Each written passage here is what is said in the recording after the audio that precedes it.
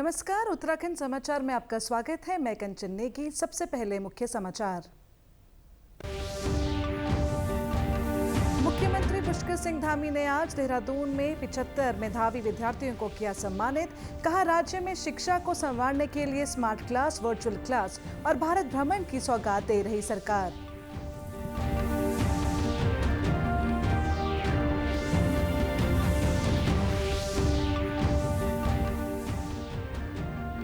Corona के तीनों मरीज हुए ठीक। बंगाल, मुंबई और गुजरात से थी ट्रैवल हिस्ट्री। चारधाम यात्रियों के लिए होल्डिंग सेंटर तैयार, टेस्टिंग और मास्क की व्यवस्था तेज।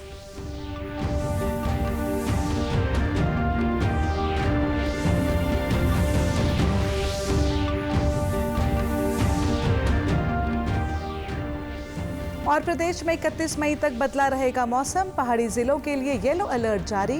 टिहरी, उत्तरकाशी में अधिक असर की चेतावनी। अब समाचार विस्तार से। मुख्यमंत्री पुष्कर सिंह धामी ने आज मुख्यमंत्री आवास में मेधावी छात्र सम्मान समारोह में उत्तराखंड माध्यमिक शिक्षा बोर्ड के हाई स्कूल और इंटरमीडिएट के 75 मेधावी छात्र छात्राओं को सम्मानित किया।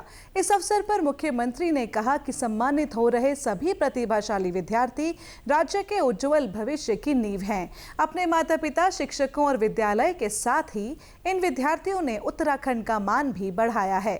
उन्होंने कहा कि राज्य सरकार द्वारा राजकीय और सहायता प्राप्त विद्यालयों में कक्षा 1 से 12 तक के सभी छात्रों को निःशुल्क पाठ्य पुस्तकें उपलब्ध कराई जा रही हैं। प्रदेश में 226 विद्यालयों को पीएम श्री विद्यालय के रूप में विकसित किया जा रहा है। 500 विद्यालयों में वर्चुअल कक्षाएं संचालित की जा रही हैं तथा 840 नए विद्यालयों में हाइब्रिड मोड में स्मार्ट क्लासरूम भी स्थापित किए जा रहे हैं। मुख्यमंत्री ने कहा कि बच्चों के व्यक्तित्व विकास के उद्देश्य से प्रत्येक विकासखंड के 10वीं और 12वीं के मेधावी छात्रों को भारत भ्रमण पर भेजने की शुरुआत की गई है। माध्यमिक विद्यालयों में 8 ट्रेड्स में व्यावसायिक शिक्षा प्रारंभ की गई है, जिससे 42,000 से अधिक छात्र छात्राएं कौशल आधारित शिक्षा प्राप्त कर रहे हैं। सरकार द्वारा स्थानीय भाषा और संस्कृति के संरक्षण के लिए गढ़वाली, कुमाऊनी, जौनसारी भाषाओं में पुस्तकें तैयार की गई हैं। प्रदेश में कोरोना पॉजिटिव आए तीनों मरीज ठीक हो चुके हैं। जिला चिकित्सा अधिकारी मनोज कुमार शर्मा ने बताया कि तीनों की ट्रैवल हिस्ट्री बंगाल, मुंबई और गुजरात की है। प्रदेश में अभी किसी भी मरीज में कोरोना की पुष्टि नहीं हुई है। उन्होंने कहा कि इस बाबत शासन में भी एक बैठक की गई, जिसमें निर्देश दिए गए कि भले ही कोरोना के तीनों मरीज ठीक हो गए हों, लेकिन फिर भी अस्पताल प्रबंधन अपनी पूरी तैयारी रखे। इसके साथ ही उन्होंने टेस्टिंग बढ़ाने के निर्देश दिए हैं। पॉजिटिव आने पर जीनोम सीक्वेंसिंग करने को कहा गया है। उन्होंने कहा कि चारधाम यात्रा में आने वाले श्रद्धालुओं के लिए भी कल तक होल्डिंग केंद्र बना दिए जाएंगे। इसके साथ ही मास्क और सैनिटाइजर की उपलब्धता भी सुनिश्चित की जा रही है। हाँ, देखिए, अभी तक जो 3 केसेस जो है वो रिपोर्ट किए गए हैं, जिसमें 2 एम्स में जो टेस्ट किए थे वहाँ पॉजिटिव आए थे और एक को जो टेस्ट किया गया था बाहर private pathology lab, Mothiya lab में, वहाँ पे वो पॉजिटिव आया था। तीनों जो पॉजिटिव आए हैं वो बाहर के हैं, ट्रैवल हिस्ट्री उनकी बाहर की है, जिसमें से एक बेंगलोर से आए थे, एक मुंबई से आए थे और एक गुजरात से आए थे। तो तीनों बाहर के लोग थे। यहाँ के इन्फेक्शन यहाँ से लगा हो ऐसे वो नहीं है, इस तरह के इंडिकेशंस। तो उसके अलावा जो एक भर्ती थे एम्स में, जो भर्ती हुए थे वो भी ठीक हो गए हैं। जो एक ऋषिकेश में घर में रह के इलाज ले रहे थे वो भी ठीक हो गए हैं और जो मुंबई में थे वो भी ठीक है। आईडीएसपी टीम के द्वारा बात की गई है, तो तीनों जो मरीज हैं वो रिकवर हो चुके हैं, कोई उनको समस्या नहीं है। उसके बाद अन्य कोई केस अभी तक पॉजिटिव नहीं देखा गया है यहाँ पर। प्रदेश में 31 मई तक मौसम बदला हुआ रहेगा, जिससे तापमान में गिरावट देखने को मिलेगी। मौसम विज्ञान केंद्र देहरादून ने पहाड़ी जनपदों के लिए येलो अलर्ट जारी किया है। मौसम विज्ञान केंद्र के निदेशक विक्रम सिंह ने कहा कि टिहरी और उत्तरकाशी में ज्यादातर एक्टिविटी देखने को मिलेगी। इसके साथ ही कुमाऊं के कुछ जनपदों में बारिश की भी संभावना है। उन्होंने कहा कि मैदानी क्षेत्र में हल्की से मध्यम बारिश देखने को मिलेगी। उन्होंने बताया कि नदी नालों के आसपास से लोगों को इस दौरान बचना चाहिए और मौसम का अपडेट लेकर ही चारधाम यात्रा करें। कभी भी बारिश हो सकती है। इस स्थिति में जो जहां है वहीं पर रुके रहें। अगर आज भी देखें तो जो उत्तरकाशी और टिहरी डिस्ट्रिक्ट में है एक दो घंटे में जो है 5-6 सेंटीमीटर इस तरह की बारिश जो है एक आधो का जगहों में वो मिली है। तो कहने का मतलब यही है कि अभी आज और कल अगर बात कर लें तो आज और कल में भी कुछ जगहों तक में ही एक्टिविटी रहेगी, हिल्स में रहेगी, खासकर मैदानी क्षेत्रों में छुटपुट की ही संभावना है और उसमें हल्की से मध्यम जो है जो बारिश है वो मिलेगी।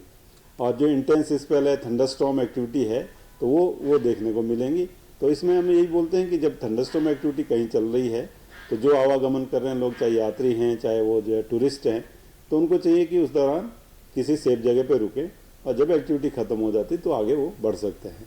तो इस तरह की चीज़ों का ध्यान रखना है, क्योंकि और दूसरा है कि गार्ड गदेरों का आसपास खड़ा नहीं होना है।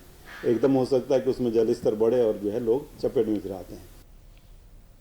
महिलाओं को आर्थिक रूप से सशक्त करते हुए आत्मनिर्भर और स्वावलंबी बनाने की दिशा में केंद्र सरकार की महत्वाकांक्षी राष्ट्रीय ग्रामीण आजीविका मिशन योजना कारगर साबित हो रही है।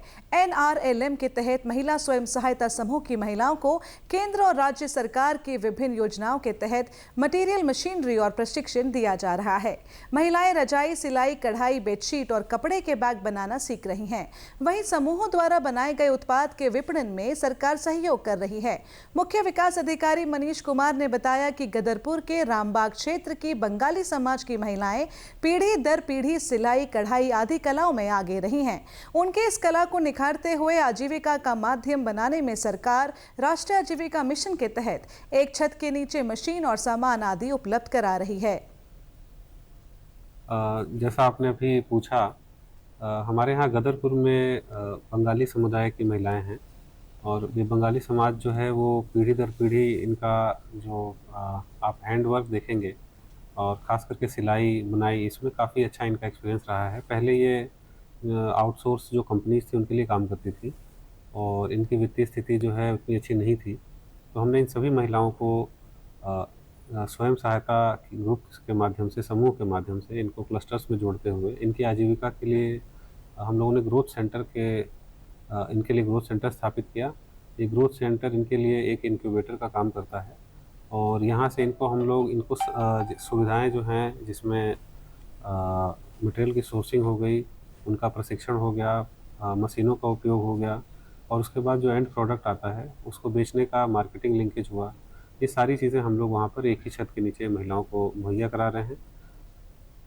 नारी शक्ति संगठन की अध्यक्ष ज्योति सरकार का कहना है कि राष्ट्रीय आजीविका मिशन से जुड़कर हमें बहुत फायदा हो रहा है। पहले तो हम घर से बाहर नहीं निकलते थे, लेकिन अब धीरे धीरे हमें विश्वास है कि हम एक दिन जरूर कामयाब होंगे।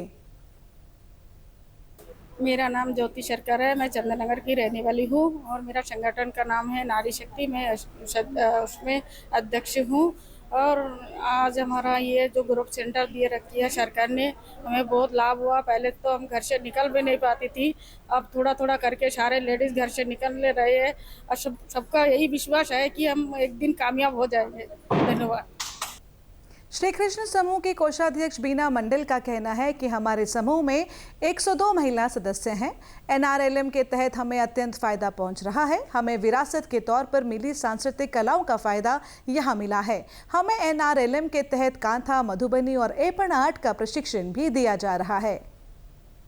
नमस्कार, मेरा नाम है बीना मंडल, मैं चंदन नगर में रहती हूँ। मेरा समूह का नाम है श्री कृष्ण, उस पर मैं कोषाध्यक्ष पे पदती हूँ।